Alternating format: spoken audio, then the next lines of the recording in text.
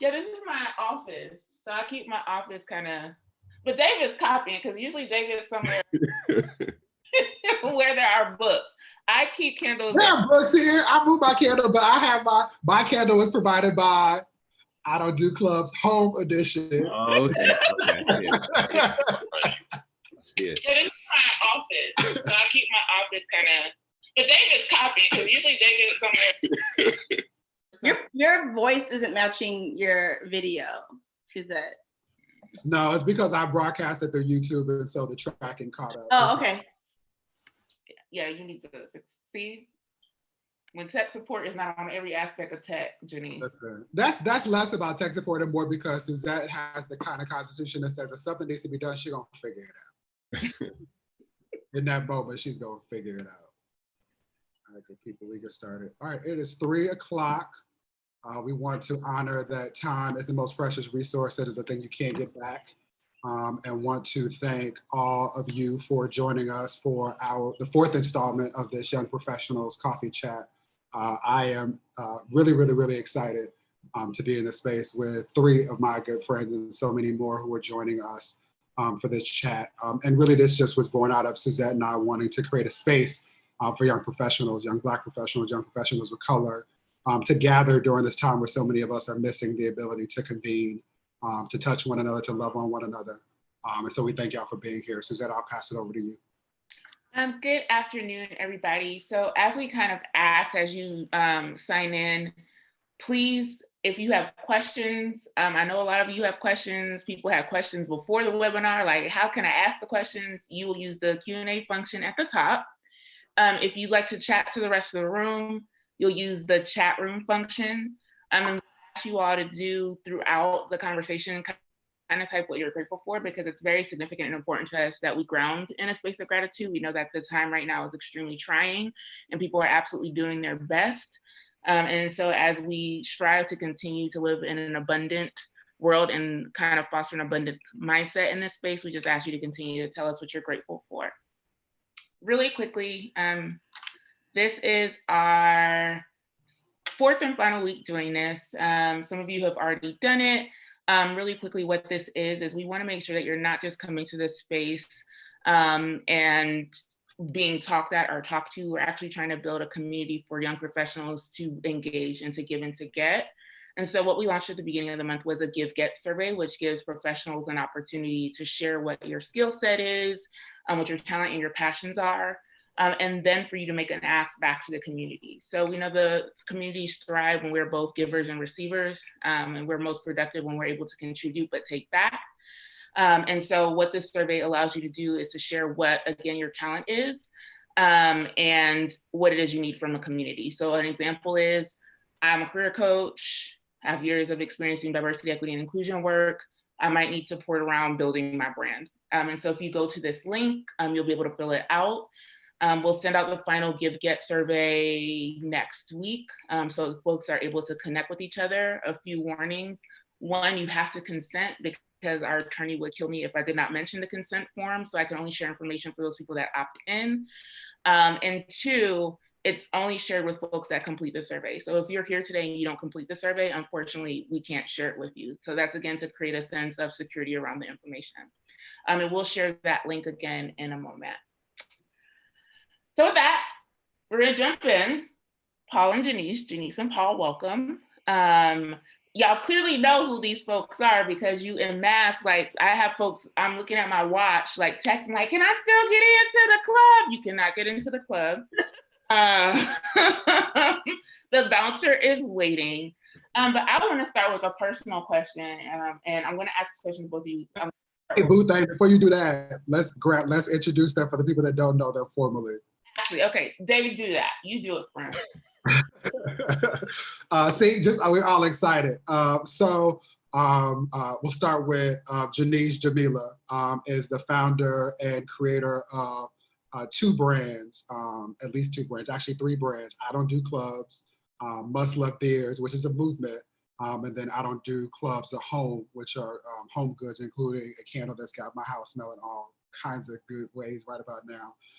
And for me, as someone who has experienced it, I Don't Do Clubs exist for those of us who are professionals who want to convene, who like to two-step and to twerk and don't necessarily want to do it at a club at nighttime.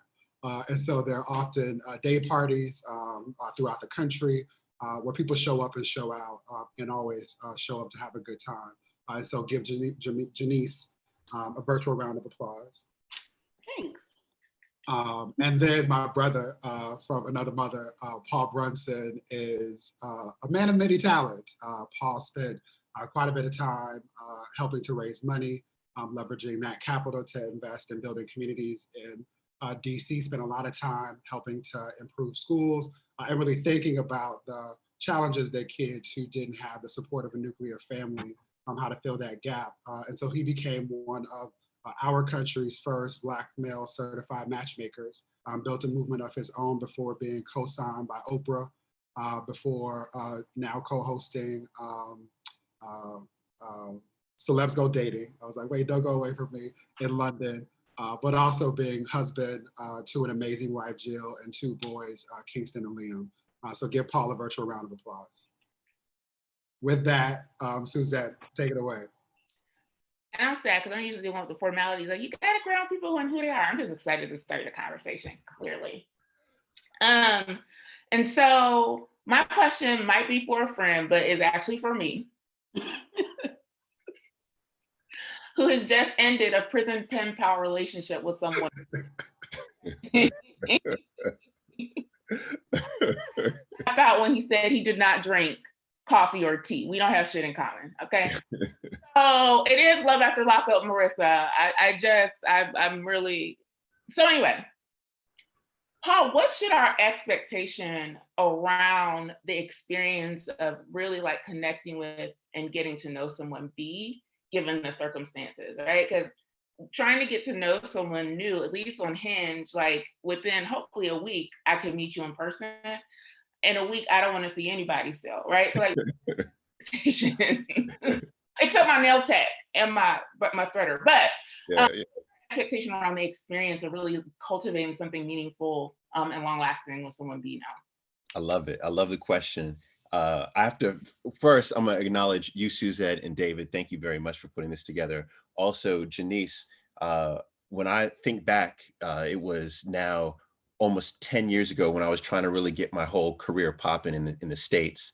And I Don't Do Clubs was one of the first brands to really endorse what I was doing, especially when I was on tour in Chicago in particular. I remember I Don't Do Clubs really pushing a lot of people to those events. So this is like a good circle. So thank you. Thank you. Yeah, definitely thank you. In terms of the expectation, I'll say this is, I truly, so I'm gonna go left, and I know a lot of people may not want to follow me left, but let me go left for a second. I think this is one of the best times in modern history for us to date. And hopefully over the course of the conversation, we'll be able to unpack that. But I believe it does. And I think a lot of it has to do with expectations. So this is a really good question. I think that right before COVID-19 lockdowns, we were all being kind of inundated and phased out by thinking that more is better for us, right? But actually more is less. And this is what I mean, is that we had, going into COVID-19, what I perceived to be too many options. At least we thought we had too many options. And I think what the lockdowns have done is it's severely limited the pool of people that we're interacting with, because you can see people who are serious and not very serious. And so ultimately, what that's done is it's allowed us to kind of see through and see the folks who are a little bit more serious. For example, I saw David on IG. I saw him get all ready for his date. And I was the first thing I saw, if you go back to David's IG, you see how much shine was on his chest. Like, I was like, I need to get whatever he has, because it was like a mirror. I could see myself in his chest. Like, I need that. Like, I need that whole thing. But you could see the effort that D put into it, right? His lips were right. I saw everything was right. And I was like, this man's been locked down for 5 weeks. How does he have himself all put together like this? My point is, he put in the effort. You could see the level of effort. You could see the level of attention to detail. So long story short, I'm probably not even answering your question. I think this is the best time. I think in terms of expectation, we should be expecting the best of folks, and effort always equals interest. So if the effort's not there, it's just not there. And David, I need to know what you used on that. I mean, see, who saw what he had on? Like, that was beyond cocoa butter. I don't know what it was. It was like cocoa butter and Vaseline. I don't know what it was, but Janice, it's your turn to answer the question. what was it? What did he have? I agree that it's a good time to date virtually, whether sliding into someone's DMs or having a FaceTime date. I think that's cool. I do think expectations should be low because people are bored at home. So if they aren't really interested in you, just accept that and move to the next person. If they're not talking about meeting up in the future when we can get out the house, also let that go, because you don't want to waste your own time, even though you're home. I appreciate I just gotta say, look at this real quick. You did not pull up a photo. Look at this. Look at this shine. Look at the shine. Look at this. Look at that. I cannot in this moment. That's what I'm saying. Look at that. I need that in my life, man. I'll send you some, friends. I will send you some. Jesus, I can't even so.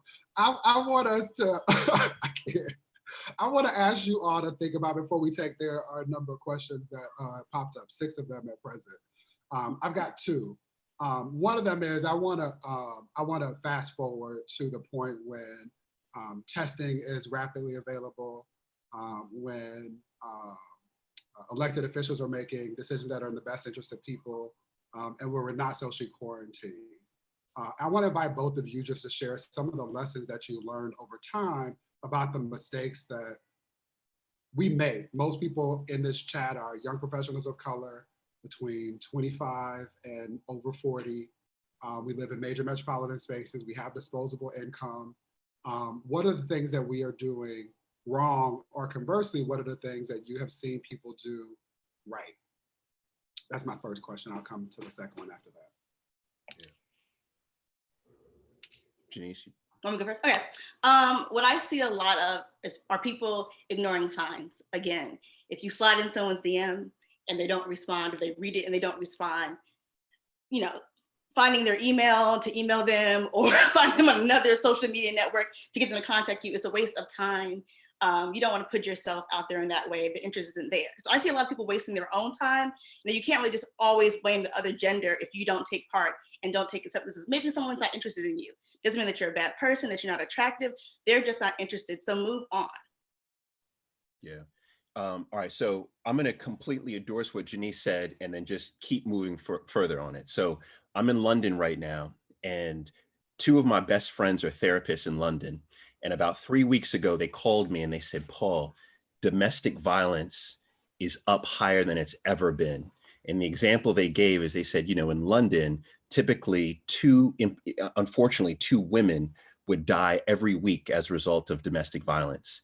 That current week, it was 9 women and 2 little babies who died as a result of domestic violence. Just this morning, my wife came and told me that her best friend, the Zumba partner of her best friend, beautiful Black woman, 32 years old, just died at the hands of her boyfriend. Domestic violence is way up. And what this, and to Janice's point, is that a lot of us either don't know what the signs are or ignore the signs thinking we can fix it. And we can't fix other people. Only those people can fix themselves. And so it's very important to realize that it's not just about having bad nights or having lots of arguments. It could be the difference between life and death.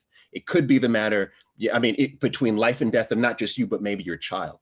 So what are those signs? Janice mentioned one. I want to mention another one that is prevalent among people who end up being very violent. And I've seen this over my career, right? 10 years in the matchmaking space. The moment that you see someone, male or female, try to separate you and distance you from your friends and family, right? The moment that they try to pull you away from all the things that you love, right?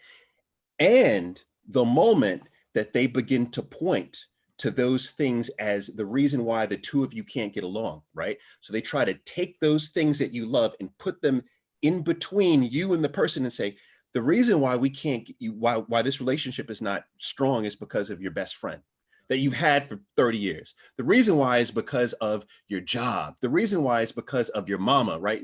Because of your brother. The moment that people try to separate you from the things you love, that is a clear sign that abuse is on its way. And so to Janice's point, ignoring those signs, but I just want to say that it's not just about ignoring them and thinking that it's going to be a bad day. It could be the end of your life by ignoring those signs. I appreciate that and honor that both of you are also saying to trust your gut, and honoring that. I want to share further quickly before we jump into these chats. And I saw, while we're talking about each other's IG feeds, I saw that your boys are now asking questions about sex. And it made me think about how infrequently we as adults talk about sex, which I hope that while people are now talking about status and testing positive for COVID, they're also talking about testing positive for HIV and other things, or wellness more generally. But what invite both of you to sort of talk about the lessons learned or the recommendations you have for sex while dating. How soon is too soon, if at all? Are we past the point of thinking that folks should wait a particular period of time?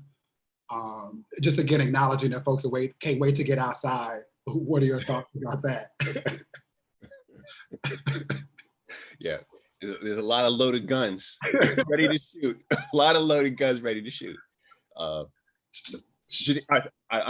jump in. Yeah, it's definitely going to be a battle once we get out. This is the way I've always looked at it. Is I think that we all have. So I think the key to a great match, right, a great relationship, is you need to have a match in values. Not necessarily interests, but there needs to be values. And I think that one thing is undisputed, right? Anybody who's a matchmaker or couples counselor, right, they'll agree to that. But the question becomes, how many of us hold to our values? And so if your value is, you know what, I do like to wait. It's not about the first, second, third date. I do like to hold back, right? Then the key is holding to it, because the moment that you don't hold on to a boundary, the war is lost, the battle is lost, the relationship is lost. You could turn people who are well-intentioned into bullies because you don't hold on to your boundaries. So for me, it's not necessarily a particular, it could be the first date, second date, third date. It could be like my situation where I had to wait months and months, right? I had to work for it, right? The point is that you got to hold on to your boundaries. And actually, let me just real quick say this. I'm gonna call my wife out because I just like to call her out. Is my wife was like, well, we were dating. She was like, it's just not gonna happen right away. And you just need to be okay with that. And I did everything humanly possible. I'm talking about everything human. I got the whole situation that David had. I was trying to do that. Like I did everything, rubbing on my head. I was buying everything. And she said, no, it's not going to happen. And ultimately she held to that boundary, and that boundary suggests all of the things that she values. And so I just say, hold to your, whatever that is, whatever your value, whatever your boundary is, hold to it. Because the moment that you don't, it's done. It's a done deal. I agree with Paul. Boundaries are important. I also think your comfort level is important. So if you don't feel like having sex right away, or for one person, but you feel comfortable with the next, that's fine. It's your life, it's your body, it's your choice. Don't let anyone force you to do anything that you don't want to do. I think it's pretty cut and dry. I mean, we're adults. If you want to, fine. If you don't, fine. Oh, there it is. Let's open it up. We're I'm not talking to teenagers, like they're adults. grown, real grown. Oh. We are about to transition to Q&A, but I did want to make sure that we didn't miss an opportunity for a friend again. What about the relationships that started right before? Like, so you like made it to March, met somebody, COVID happens, and you haven't seen that person, right? Like, what should you be thinking about in terms of cultivating? Not the like, I meet you in the midst of a pandemic, like continuing to store forward something that might have been at the more embryonic stages. coming into the pandemic. Yeah, good one. Good one. I'll go again. I think just communicating. So if someone is really interested in talking several times a day, but that's not your thing, you have to say, hey, I know we're stuck in the house, but maybe once a day is cool, or just texting is cool. Some form of communication needs to happen. But if someone is interested in talking to you during this time, then I would let it go. Like, how are we going to build if you don't even want to see how I'm doing when the world is falling down around us? But decide on what, frequency you're going to communicate and how you're going to communicate, and go from there. So you can have a relationship after this is all over. Yeah, totally. One of the reasons why I think this is the best time, right, in modern history is, let's look at divorce rates real quick, because I think this is a good example. Is right now everybody talks about how divorce rates are 50 to 55%, depending on what country you're in, right? But if you pull out people who dated for at least 2 years in a committed way, right? They just dated for 2 years in a committed way, you'll find, and actually, I shouldn't even just say dated, I should say we're engaged. You'll find that their divorce rate is only 20 to 25%. So you ask yourself, well, why is that? Why is that if you were dating in a serious way for 2 years, the divorce rate is much lower? It's much lower because you've gone through adversity. You haven't just seen the good times, you've seen the bad times, you've seen the worst of times. And you say, you know what, this is a real terrible time. And you look real trifling right now, but I could deal with your triflingness. I could deal with this, right? I think that this is a very adverse time. We could all agree to that. And so if you've met somebody just before this, you get a chance to see how they deal, right? Are they still calling you? Are they still reaching out to you? Or have they gone away? When you show up on your virtual dates, do they get ready like David got ready? Or do they just show up like however, with no shine?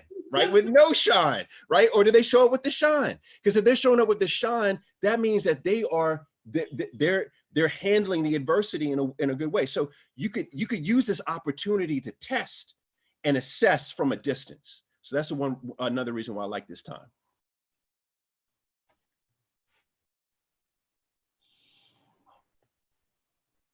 You're muted, Suzette, you're muted. Sorry about that. So we are about to jump into these questions. We do want to flag for you all that we will probably go a little past 3:30. So we encourage you to continue to chat. But for those of you that are working from home remotely, don't get in trouble with your boss. We are going to go a little over because we do want to answer these questions. I know the first question here is what was on David's chest? It was pink lotion. Get off my chest. It was the essence of our First Lady, Michelle Yvonne Robinson Obama. But the first question from Brandon is actually a really great question, right? And is grounded kind of in your personal passions, both Paul and Janice. Can you speak about the steps you took to turn your passion into profit while always maintaining integrity and high standards?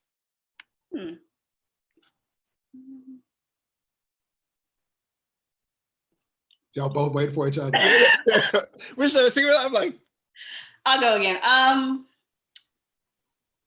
What did I do? Well, I didn't intend to make I Don't Do Clubs a full-time business. It just happened.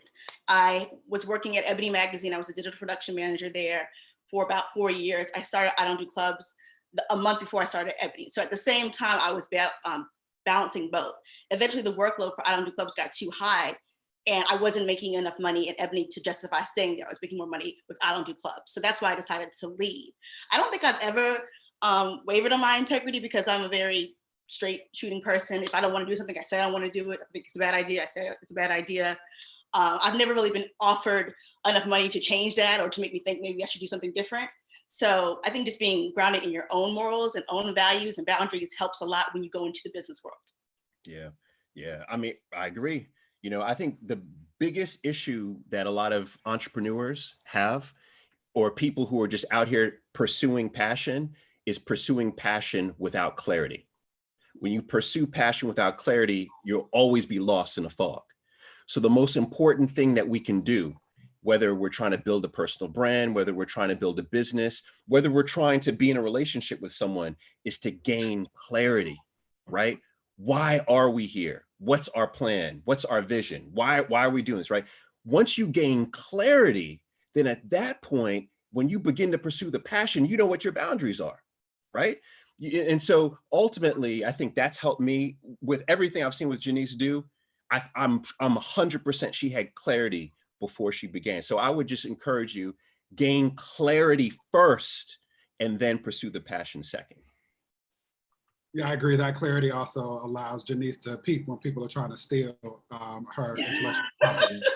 We'll come back to that later. Give Black women their credit. Sharia, our sister Sharia says, Paul, you're global. Should this be a time to consider long distance options since everybody is in so many ways far away? And Janice, love your home decor and lifestyle insight and business. What tips do you have for setting up your space for video dates? Is doing dates or video dates in a bedroom a no-no? Okay. Yeah. So Paul first. Yeah, I mean, on the internationalist, I'm telling you, David knows this. I may never come back to the US. I may never I'll come back to visit. I love living in the UK. And a matter of fact, literally my wife and I are talking about moving to Bali next. Why? What's kind of the big drive? I mean, there's a million answers I could give, but I will say this is that the connections that you make. One thing is, I think almost everybody watching this is watching from the US. I'm gonna tell you this, when you are from the United States, especially when you are a Black American and you travel anywhere in the world, you know we are put on a pedestal. Right? We're put on a pedestal. Even in China, where they're trying to kick us out, you know, it's fear. But the point is that we're put on a pedestal. There's intrigue, there's interest. I have seen how that intrigue and interest can translate into dollars. It can translate into influence. It can translate into a myriad of things. I believe that there's no better time now, because we are connected, everybody's online, is to think about, if you're a business person, to think about whatever your avatar is, but look for that avatar in Accra. Look for that avatar in Lagos. Look for that avatar in Bordeaux. Like, look for that avatar in other places, because what you'll find is that you just showing up being you, right? You doing nothing different, but you just showing up being you, you will be compensated for that. Last thing I'm gonna say on that is, in the US, I would get various TV opportunities in the US, and everybody would tell me, especially all my friends in TV, they say, Paul, don't go overseas and do TV. Because in the US, this is the biggest market. You go overseas and do TV, they're not gonna, you know, it's like going from the pros to the amateur league. I came over here and I got paid 3 times as much than the most I've ever made in the US. 3 times as much for coming over here doing the same thing. I believe that there's a premium that we get, and the more that we're out here, I mean, I could go on and on. I'm gonna stop. Well, no, don't stop. Before Janice jumps in, there's a related question, which is, acknowledging all of that, how do you then suss out whether or not somebody's serious, or they're otherwise wasting your time? And I asked that thinking about watching 90 Day Before the Fiance, The Other Way, and all of these other shows. Where how do you suss that out? Do you have any tips? Yeah, I think it's real simple. Consistency. Are they consistently putting in effort? This is it. The folks who are inconsistent, they'll miss the phone call. They'll show up late for the phone call. They'll show up late for the video check-in, right? They'll forget your birthday. Like, there's always the inconsistent things. The bottom line is are they consistent, and are they consistently putting in the effort? And then here's one thing that I always like to hit people with is, I always say, ask someone to do something with you that involves their improvement, right? It's like to say, you know what, I feel like we're a good couple. We should go to couples counseling to see if we can become even stronger. A lot of fellas are like, nah, I'm not gonna do that. I'm not gonna do that. Well, the moment that you see somebody say, I don't want to get better with you, that's a clear indication that they're not right to be with you. But so I like consistency, I like continual effort, and I like whether or not someone actually wants to do better with you. I'm taking notes. As we transition, Janice, a question for both of you. Paul answered, and then Janice, if you can answer both of them. Are there apps Paul, that you found that are more successful for us, for young Black professionals? Then similarly, Janice, the apps, and then the other question about decor, connections to the decor. Yeah, apps suck all the way around. All the way around, apps suck. You got to hit apps on the right trend, right? And what I say with that is that you have to build a portfolio. You've got to have like 4 or 5 apps working for you at the same time. You have to realize that 97% of the decision is going to be based on your photo. But in my personal opinion, my humble opinion, I believe that the most effective app right now is Instagram. And this is slide in the DMs. Slide in the DMs. And slide in the DMs. And this is my best advice. And I swear I've seen this work for year after year after year, is that we all enter other people's social circle at a kind of like at a low level, right? But if you have someone introduce you who's well respected, then you will enter that person's social circle at the same level, right? So if David knows Janice, right? And if I was trying to get connected to Janice and I just slid into her DMs, she would treat me like anybody. But if David introduced me to Janice, I'm gonna come in at the same level that David already is in Janice's circle. So my point is this. My point is on IG, don't just slide in blindly. Instead, get someone who you know to introduce you, and you're gonna slide in at that level. It's a game changer. It changes the whole situation. So if you were to just go on to say David's IG, right? Everybody going to David's IG, and you look at the comments, and then you click and you see, look at their profile, see if you like their photo, do all that. And then you just message David, can you introduce me to so-and-so, right? Do you know so-and-so? If David says yes, oh yeah, that's my man, or that's whoever it may be, the moment that David introduces you, that person guaranteed to call you back, guaranteed to respond back to you, guaranteed. And if they like your photo, it's a done deal. You got a date this week. So that's the most effective way. Forget all these other apps. You slide in through the introduction, guaranteed. I agree with Paul. Having a wing woman, wingman on Instagram will definitely help you get a response. I don't endorse any apps. I've been on a few, not recently. I find them exhausting. Having the same conversation over and over and over again. Anyone who I've ever dated long-term or been in a relationship with, I met them through someone, or I met them like at a house party, or when I just wasn't looking at all. So that what's worked for me. As far as the bedroom FaceTime date. For a date, yep. I don't know, I don't think you want to come off in a super sexual way, and maybe that might give that impression if you're laying on the bed in your lingerie and On Du Club's Home Candle in the background. I would just grab your computer, set it up. Like, I'm sitting on my couch, but I had a different idea in my mind of where I was going to do this Zoom call. But I sat on my couch, I turned on all the lights, I made sure the plants were next to me. Like, I set it up before I got here, like this morning, like 11 a.m. Okay, this works. And do the same thing with your dates. Also, put on some makeup, put some effort forth. Even with men, if you don't have a haircut, put on a hat, comb down that beard, just try. Like, people don't really try, and then they get mad when things don't go in their favor. Try a little bit. Okay. Awesome. So we're going to go to the next question. And it is from Melissa. Thank you for your vulnerability with this question. Is it fair to have similar expectations for Zoom dates that I would have for an in-person date? So for example, if we set up a Zoom date for drinks at 7 and he did not show up, should I feel away? I know you ain't asking, but yeah. But I'm gonna let the professionals tell you. I still feel stood up. I still feel my time is not being respected.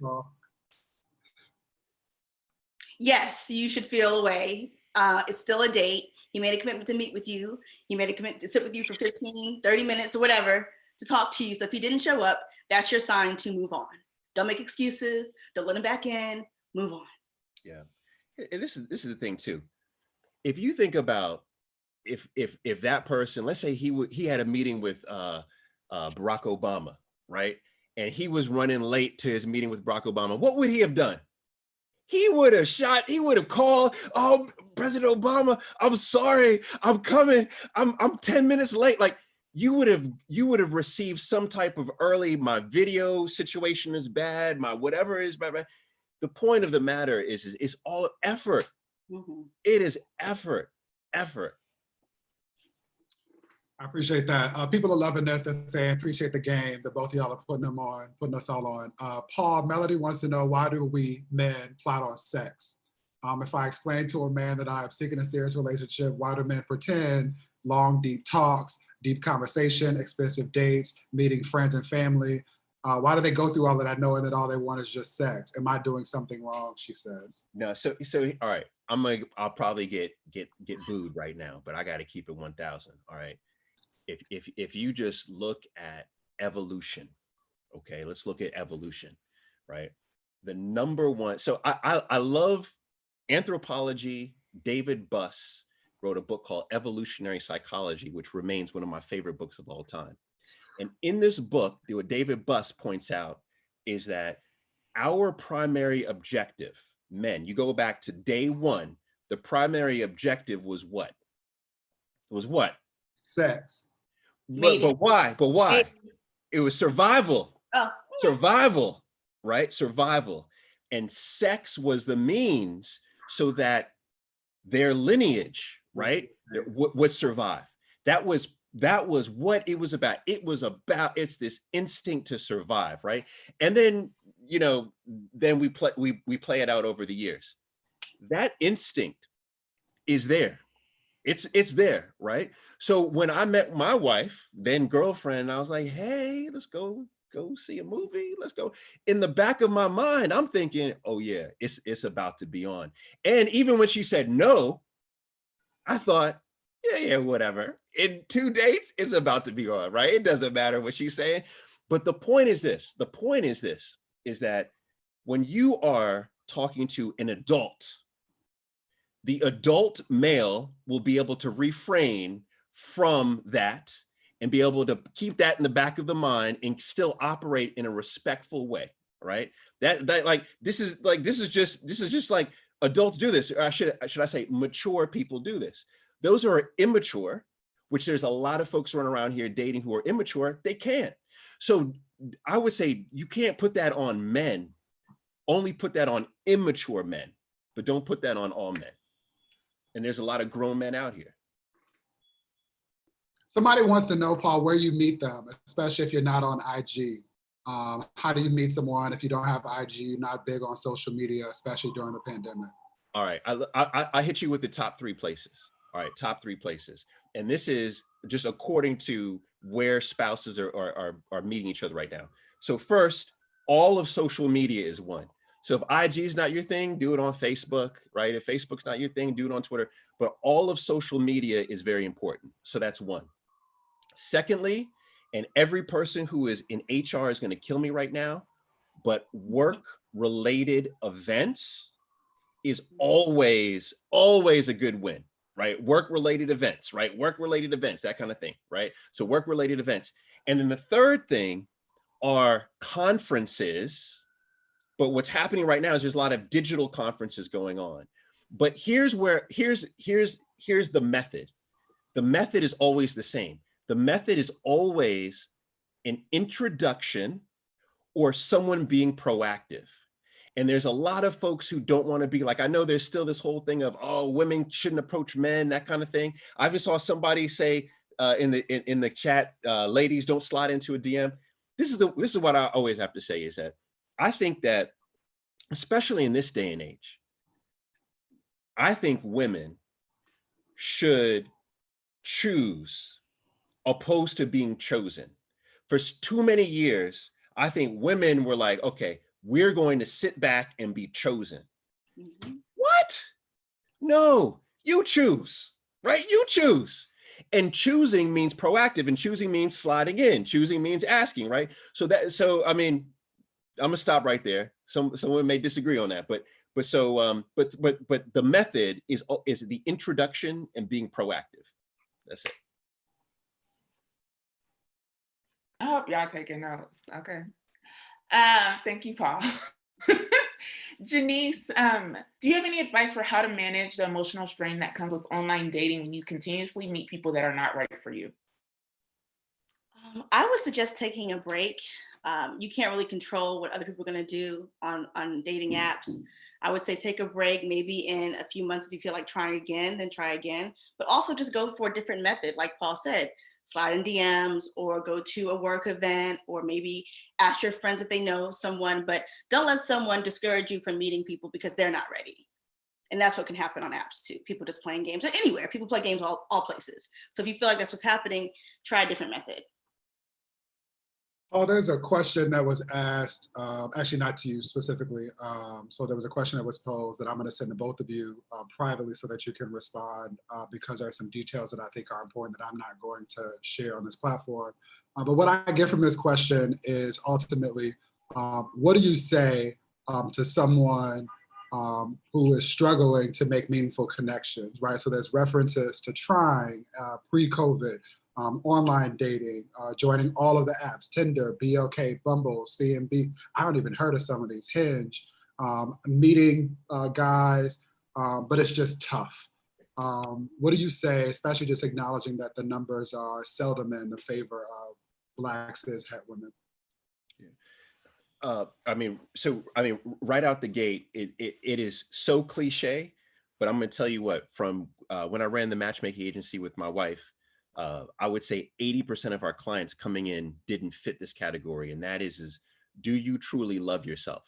Like, do you enjoy who you are? And do you love who you are? And ultimately that is that, have you identified all the things that you value in your life? And are you constantly feeding yourself, feeding those values? So many of us are just not in that state. And when we're not in that state, we show it. We show it. We just show it, we convey it. And so that to me is the most important step. And that's where I would begin. I would begin in a state of, do you love yourself, right? And there's many things to do to identify that, but that's exactly where I would begin.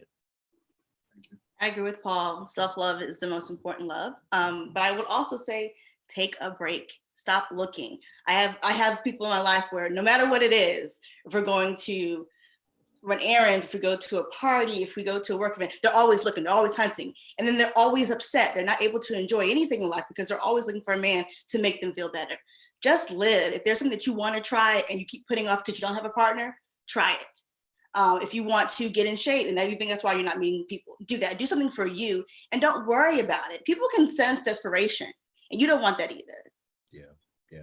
You know what, on that point, you know what, the number one like archetype for male clients in the matchmaking agency were men who considered themselves to be ugly ducklings in high school.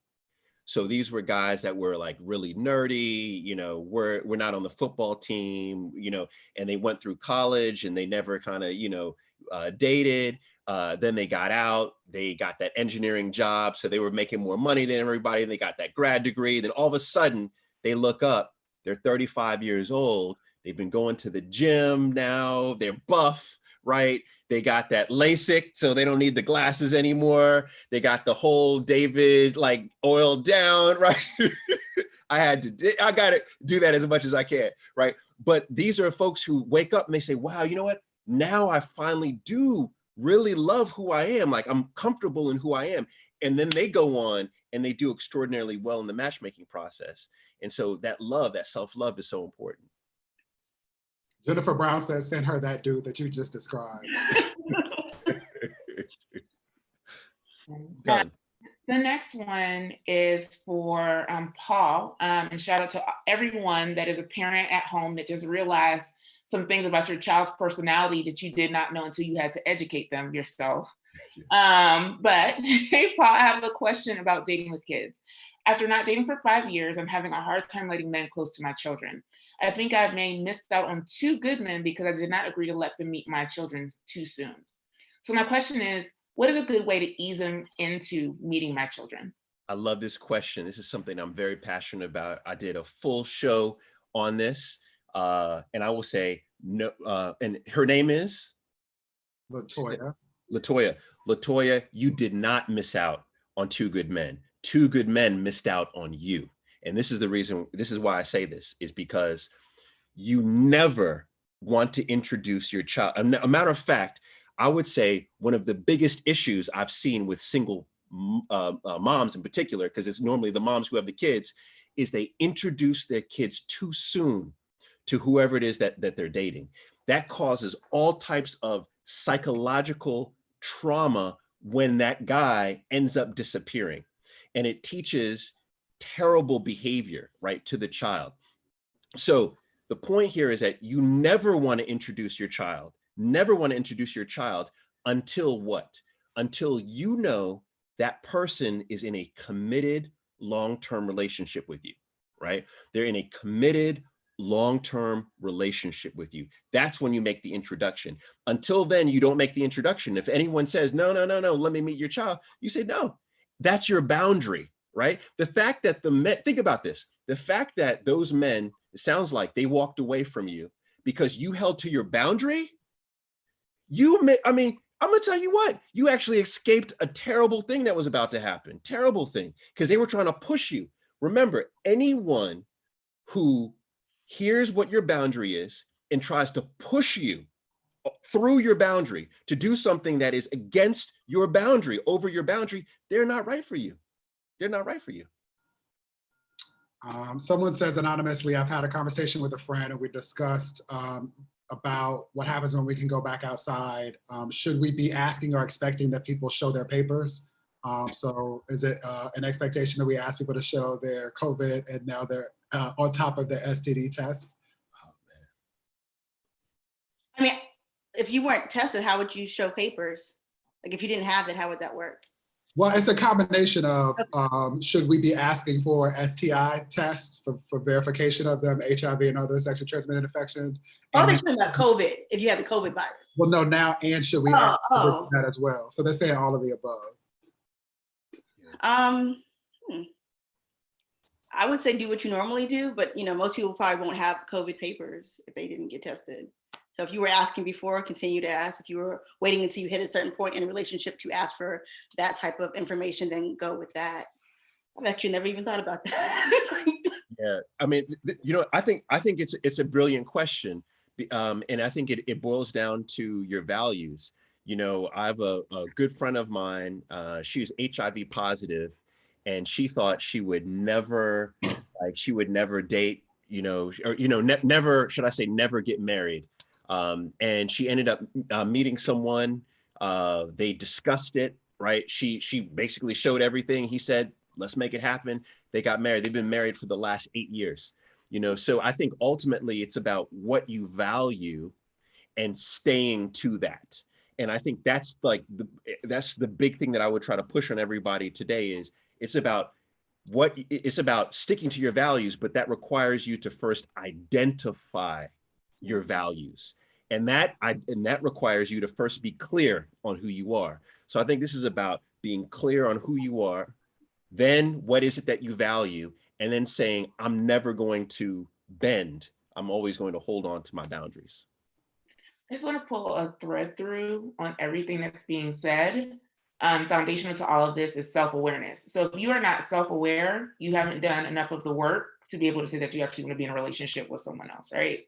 And side note, please don't let COVID be something that we use to create a chasm in our community. I think it's an opportunity for someone to share so that we can help each other heal. And for the same people not having sex with condoms that are worried about COVID, you need to ask a lot of other questions too, okay?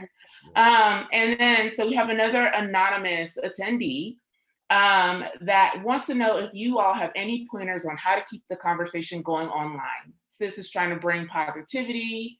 I want to know how they're going through navigating the new normal, and then the conversation kind of fizzles out. So basically she's probably saying, hey, how are you actually doing? And the person never responds again. So how do you keep a conversation going online right now that's authentic to who you are as a person? Is this for dating or like friendships? Online dating conversation. Dating, okay.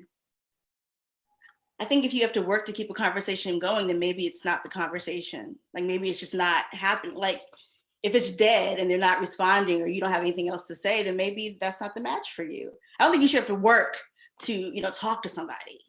It should flow. Yeah. It's Or Google topics online to talk about. Like, you know, there are definitely lists out there that do that. you know, also too, I think the medium is so important. So many of us get caught up in, you know, let's just text back and forth. Let's just chat on whatever app. No, you have to realize that when you communicate, right, when you communicate in person, the reason why it's so much more effective than a chat is because you could hear tone of voice, you can hear inclination, you could hear the pauses, right? You could see the body movement.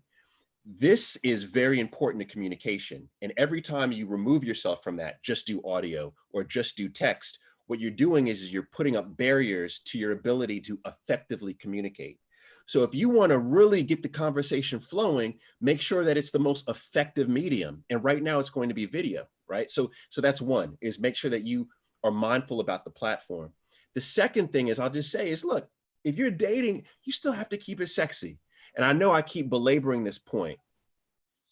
You know what I'm going to say is that it's very important to keep things sexy, right? So if you need to lotion up your chest, when you go out here, you lotion up your chest. I'm saying, but I'm being serious though. If you need to send that a little pic, you don't have to show a full situation. You don't have to give it all. But I think it's very important to keep that flow going. Because remember, when you are romantically communicating, what romance to me means is, it means I am communicating that I am interested in you romantically. That's what flirting means to me. Flirting is, I'm interested in you romantically. So therefore, you have to go over and beyond just the, oh yeah, you watch yeah, Tiger King. Yeah, that was great. Tiger King. Yeah. Oh, that was wild. Right. You have to go beyond that, right? And whatever that means, with that, whatever fits your values, you go over and beyond that. Related to that, someone asked if either of you have creative ways to bring up important questions like testing for HIV and STIs when initiating a relationship or dating. Yeah. I don't actually. I don't. I would just ask if it was important to me. I don't know if there's a creative way to do it. Yeah, and I agree. And I think it's a great early conversation. And when I say early is, I also think that it's really good when you are dating somebody to not go on a full-blown 3-hour blowout, cost you $200 situation every first date. That's just a waste of time, resources, and that's how you get disgruntled quickly. I think the more effective way to do it, and what I've always advised my clients in the past, is to do short meetups. You know, real quick, let's go get coffee, let's go get a quick drink. It's going to be 30 minutes, just so you could see if you are physically interested in them. Because if you're not physically interested in them, what's the point? I mean, this is my opinion. What's the point if you're not physically interested in them? But you want to see if there's physical interest, and you also want to see if there's good communication. Now, if you see that there's physical interest and you feel like there's good communication and you could establish that in a quick 15-20 minute conversation, then you move to the date. Then on the date, that's when you bring that up. And to Janice's point, you don't have to be creative. You just put that on the table. And if someone is at your wavelength, right, they are with you, they will then respond accordingly. If they act all crazy, then they're probably not the right person for you. Thank you. Great. So I just want to be cognizant of time, and we're coming up to almost 4 o'clock. So we're probably going to take maybe 1 or 2 more of these questions. So unfortunately, we haven't gotten to your question. These have all been great. And some of them have similar themes and trends. So hopefully you might have gotten your question answered by another one. But want to proactively name, we're not going to get through the 18 questions that are left. And we also want to be respectful of time, but you can follow both Paul and Janice across both of their platforms. We'll make sure we share that at the end. The next question, I would say, Paul, is for you. Would you recommend any specific matchmaking services? Money isn't the issue. It really just is about meeting quality men who are God-fearing, successful, want a family, respectful, and are seeking real love, no games. Yeah, I would say you could message me and I'll get back to you. And the reason why I say message me is because I know almost everybody in the matchmaking space all over. Like there's matchmakers, by the way, certified matchmakers in Nigeria, in Jamaica, in Ghana. So there's matchmakers all over the world. I would need to know a little bit more to be able to answer that question, but I'll answer that for you. I feel now that there's abundance of pressure to ask a big question, and so many of them are really big. I think that one of the themes that is coming up in this is balance. And a number of questions people are asking how you balance showing up and dating and being consistent and committed to that process, how you balance figuring out someone versus revealing all parts of you, the space between the coffee and the actual date. And if there's any sort of advice that you've been given. Paul, a lot of folks have asked about your practice that you've highlighted that you no longer operate, but any sort of, I guess, advice, tangible, practical things that both of you think are important for everyone who's grappling with how to do this. To consider. And again, we will share, Suzette and I will share the comments and the questions and this video so that this can continue beyond this.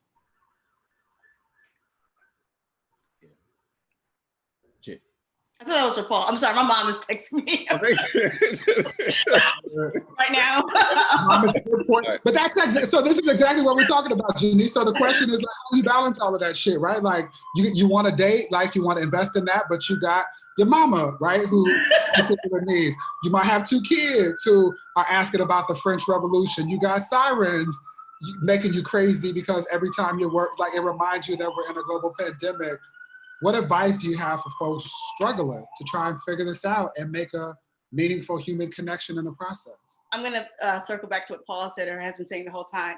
It's about your boundaries, your priorities. If dating is important to you, then you have to make time for it. You can't say, oh, I'm too busy with work, or, you know, my body isn't right, or my clothes aren't right. Whatever it is, make time for what's important to you. My mom's important to me. So yes, she's going to get a response during a Zoom call. You know, some of the other messages I receive, I just put them off like after this is over, because after mom, the Zoom call falls. So if dating is important to you, put it on your list, adjust your schedule. And also when you're dating someone, be honest about what your schedule is. If you are not someone who has time after work to talk because you got to decompress, hey, can we talk more on Friday nights or Sunday afternoons or whatever it is? Just be honest and someone doesn't think that you're not interested in them. But I would say prioritize your love life if it's important to you. Yeah. No, I agree.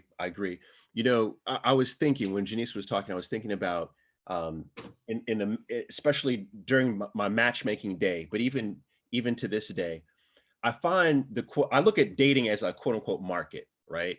And the market that I really focus on are men in particular, right? And what I noticed to be really interesting is so many people will say, "Oh man, like all these guys out here are playing games. Right? They're just playing games. It's game after game after game, right? They're trying to game me, right? It's all a game." And I will say this is that the biggest distinguishing characteristic between most of the guys that I've seen on dating apps and most of the guys in a matchmaking agency, right, is someone who does not want to play any games.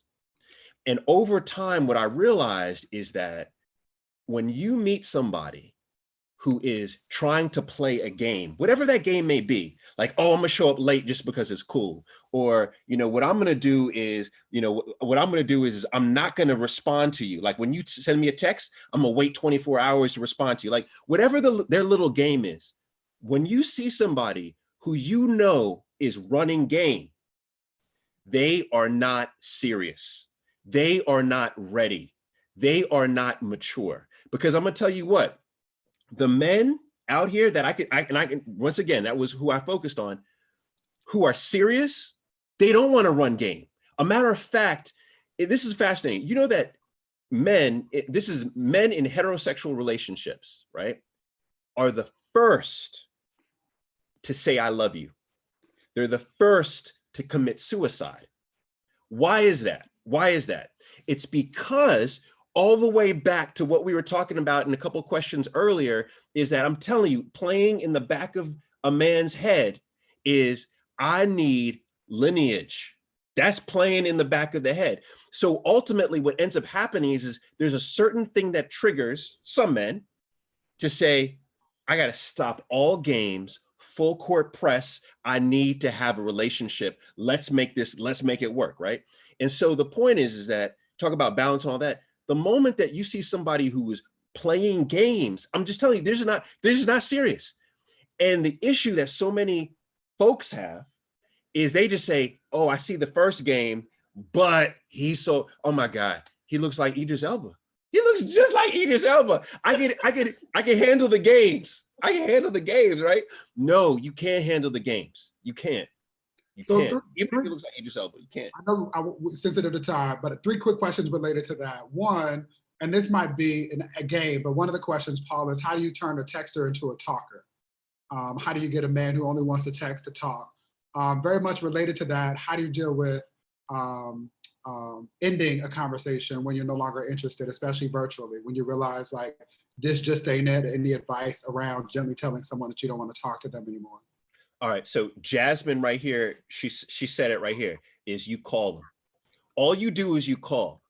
Because if you call and he doesn't want the call, or he says, I prefer to text, you say, okay, and then you proceed to block, right? This is pretty much the step, right? So you call them, right? And you, hey, have a conversation, and you tell them, you're transparent. Hey, you know what? It's more meaningful to me to have a phone call, or let's do a video call. And if they're like, no, I don't want to do that, or whatever, then you know they're not ready, right? It's real simple. A, B, they're not ready. But when it's time to end, this is very important, by the way. When you end, there's a lot of fade to black, there's a lot of ghosting. I believe that the more mature thing to do is to let them know it's now over, right? So that way you're clear. And if you think there could be any potential issue, you full court block. You block on everything. Block on text, you block on social, you block across the board. Because what ends up happening to so many people, especially unfortunately a lot of people in domestic violence situations, is they end the relationship, but then they allow some creep back. Because a lot of men in particular, I'm just saying this, is a lot of men are really skillful in the creep back. So what they'll do is they'll say, all right, I know it's all over, but it's your birthday. I just called to tell you happy birthday. And the moment that you pick up that phone, he's just saying happy birthday, or it's a text. He just said, I just want to say happy birthday to you real quick, or I just want to check in. And the moment you respond, he got you. It's a wrap. He crept right on back. He got you. So the best thing to do is build a fence, and there's a block. You know what, Paul? I love that. I've posted it once on my IG. The opposite of love is not hate. The opposite of love is block. With it. But speaking of the creep in, our very last question to the panelists is coming from Jennifer Brown. And it is about kind of exes that are coming back with hot pink oil on their testicles via Zoom. Oh, your testicles. That's what I'm talking about. That's another level. She said chesticles, Paul. Oh, chesticles. Oh, okay. See, this fascination with testicles is going to get you. It's like Vicks. What advice do you have for dealing with exes that have reached out to you throughout the pandemic? How do you decipher whether or not they're reaching out because there's still interest versus making sure that you are not dead? Oh, God. I got to hear that again. I thought you said testicles. I'm sorry. I thought you said testicles. This is also super funny because Paul thought somebody else was talking about named their dog testicles, and they did not. I also have oil testicles. I can't see those. Oh man, I thought you said he pink oiled his testicles. I was like, okay. No. Answer the question, please, brother. How do you feel about exes coming in like snow in a glove? Janice, you go first. Let's get Paul a second to process. I've received quite a few of those texts since the pandemic.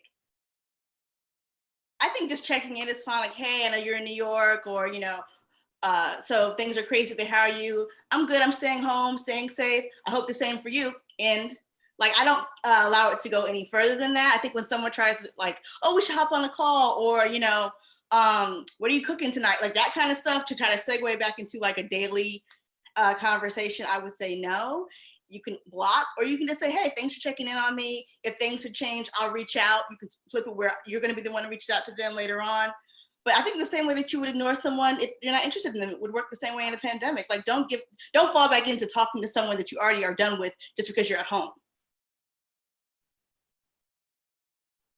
Yeah, I don't fully know what the question is.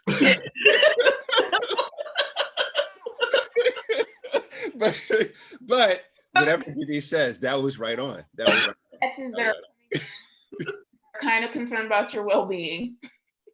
Oh, how to check in. How should you gauge what an ex's intentions are right now? Oh, I mean, I think it's about the effort. You know, I'll just say this real quick. This is terrible. This is terrible. Because, can I say this real quick? Also, too, you know what's crazy? So right here is I live across. This is the mayor's building right here in London, right on the Thames, and that's called the Glass Testicle Building. That's what they call it. They call it the Glass Testicle Building. I just thought I'd say that. So I think that, you know, effort is everything right now. You know what I see a lot of people who are separated, you know, separated because they couldn't lock down together and they're dating, or maybe they're married and they can't be locked down together. They are coming up with innovative ways, creative ways to connect with each other. I've seen situations where literally people have said, hey, let's cook tonight. I'm gonna send you some I'm gonna order some recipe, some ingredients for you. I'll get the ingredients, we'll just cook tonight, right? Or let's get on, let's watch this Netflix tonight, right? Whatever it may be, I see creative ways. Let's create art together, right? Let's, you know, the moment that you see someone not putting in effort, and this is, granted, this year, I will be married for 20 years this year, 20 years. And what, thank you. And one of the things that I've realized is that every year, it's about stepping up the effort. It's about stepping up. How can we connect, right?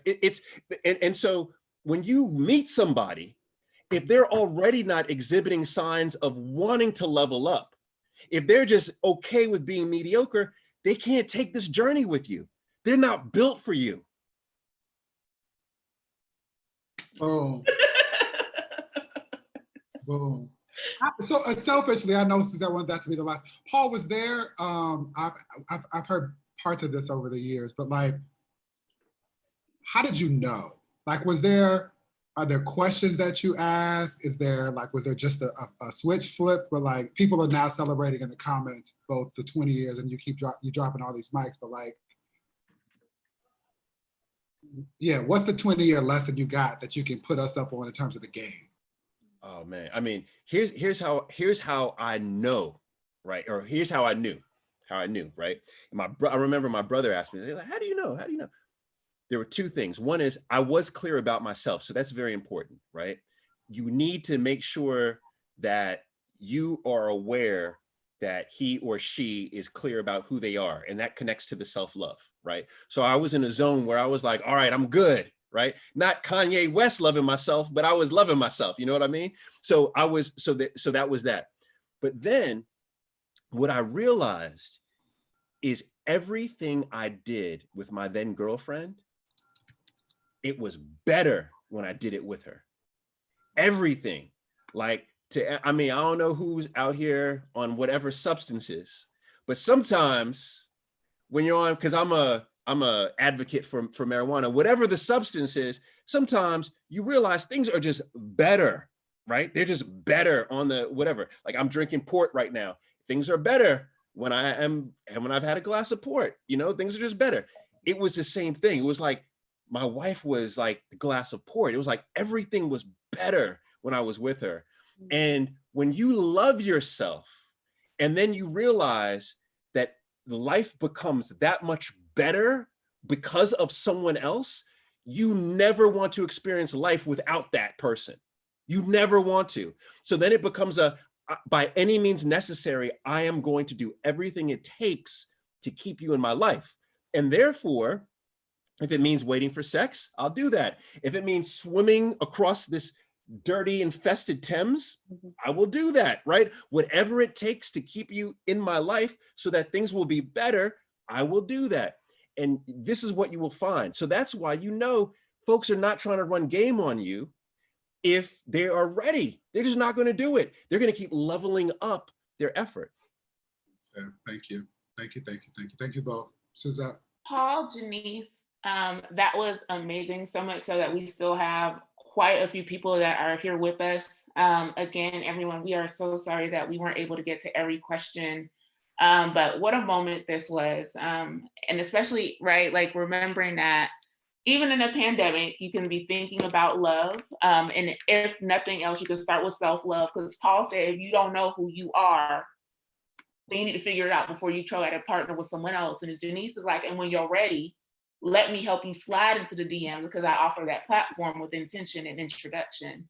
And so with that, I've quickly shared both of their information on how you connect with them on social media.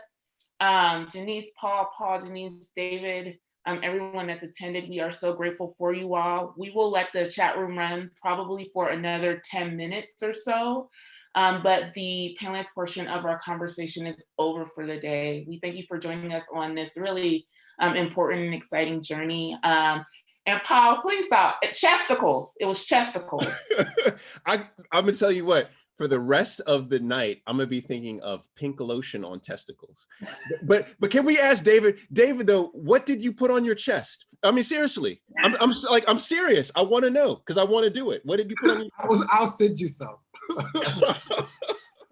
I've learned to not acknowledge products virtually unless there's a partnership in place. So I will send you some. Okay. It wasn't pink lotion. I'll say that. Although I use that in my hair. But thank you both again, Janice and Paul, sincerely, deeply. People are still very much engaged, appreciating the knowledge. A lot of folks, Paul, wish you were still operating the agency, and a couple of folks have asked about you developing an app. Janice, a number of folks have said thank you for your events as well as for your home goods. Again, I wish y'all could smell vision this because it smells good up in here. Thank you so much for giving of your time and your expertise and for showing up for our final installment of our YP Coffee Chat. And so Paul and Janice will let you jump. I saw a question to me really quickly. My IG is Suzette, so just my first name with extra E that my mother blessed me with, SUEZE. And I also am, I run Unapologetic Disruption.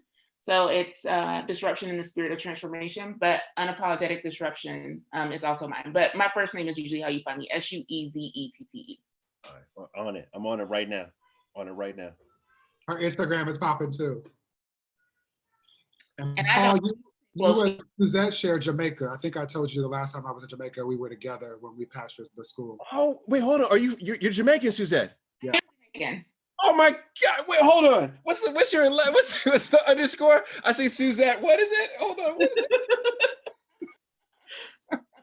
is it? Suzette, where are you at, Suzette? I'm sending it to you, Paul. Okay.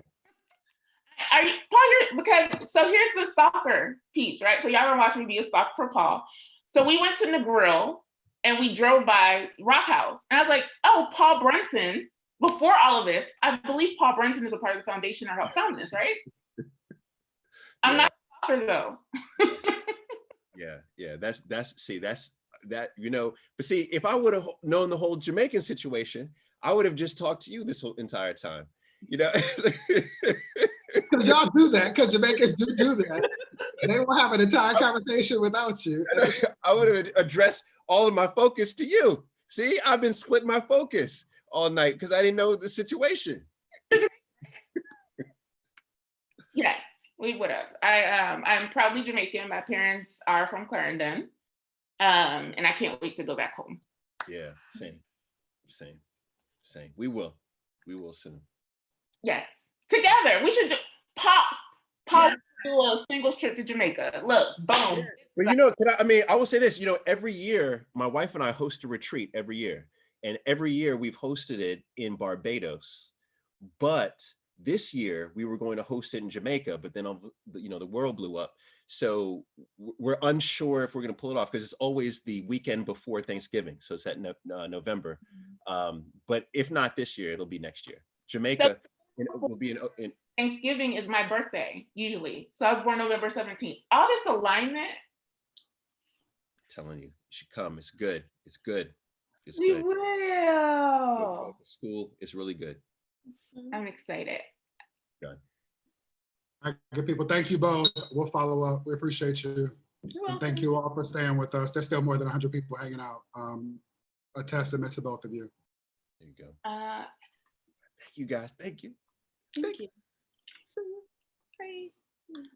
if you are still here, please do the Give Get survey. I'll send the link through now.